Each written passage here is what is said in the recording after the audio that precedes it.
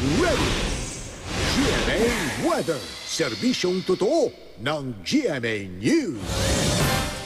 Mga kapuso, thunderstorm po yung nagdulot ng ulan dito sa Metro Manila kanina.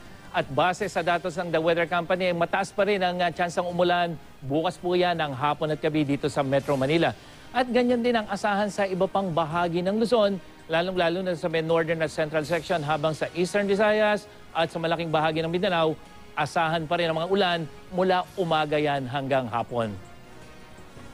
Pero Mang Tani, may mga nakakapansin na hindi maulan ngayong Agosto, no? Gaya ni Martin Mangabat na nag-post sa magtanong kay Mang Tani. Ano raw ba ang dahilan at hindi aktibo ngayon ang West Pacific Ocean sa pagbuo ng mga bagyo at maging yung habagat na medyo mahina ang habagat? Mang Tani. Yes, Mel. At dyan po sa nagtanong, sa ngayon kasi naka-monsoon break nga tayo dahil humina po yung hanging habagat. So yung pagulan kanina, hindi dulot ng habagat yon. At isa rin sa mga pangunahing dahilan kung bakit walang bagyo ay dahil wala sa West Pacific Ocean ngayon yung tinatawag nating Madden-Julian Oscillation. Ano nga ba ang Madden-Julian Oscillation o MJO? Yan naman ang tanong ni Dave Bautista.